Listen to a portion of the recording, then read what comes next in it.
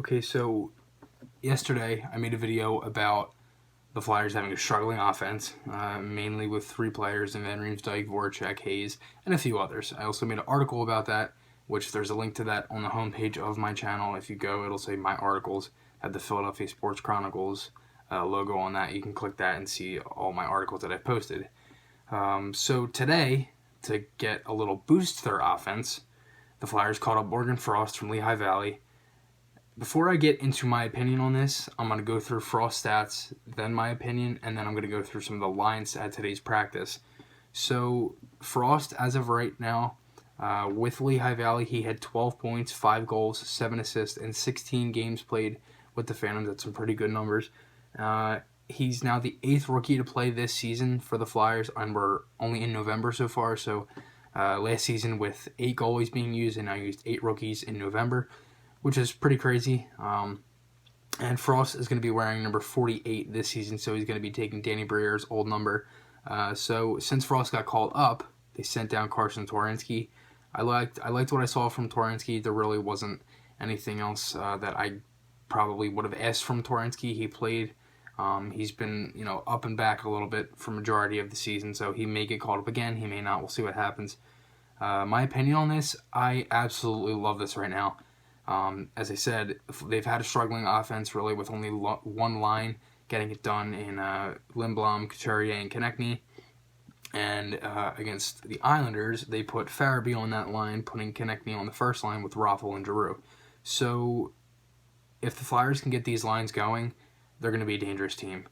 And today's lines of practice are definitely something that I can see that are really going to contribute.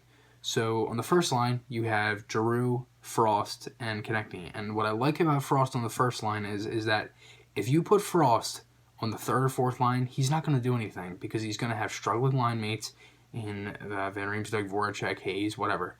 You could do a bunch of different combinations. But he's also not going to get the ice time. And if you put him with top line minutes, he's going to be able to produce. And the same thing with the power play. So the second line, you had Van Riemsdyk, Hayes, and Voracek. Third line, Lindblom, Couturier, and Farabee. Fourth line, Andreoff, Raffl, and Pitlick. And to go back to that power play, which was the first unit, they had Van Riemsdyk, Giroux, Konecny, Voracek, and Provorov.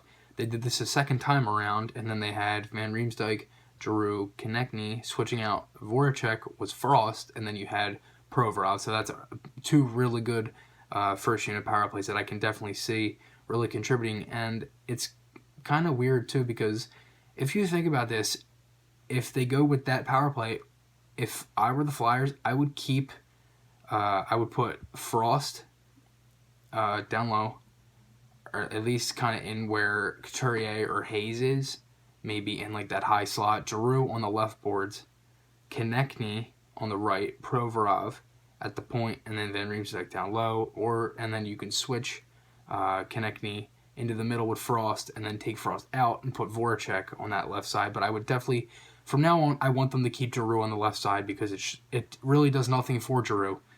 It forces him to pass the puck, and he has no lane for a shot whatsoever. And for the second unit of the power play, they had Lindblom, Couturier, Farabee, Gostisbehere, and Sanheim. And Niskanen did not practice today. I don't know why. I got these lines and the power play lines from Dave Isaac on Twitter. So I'm assuming that Niskanen is either going to take Gostisbehere or Sanheim's spot. Most likely Sanheim, because Niskanen has been on the second unit for majority of the year so far. But this is just a really good timing of a call-up for the Flyers. They need it right now.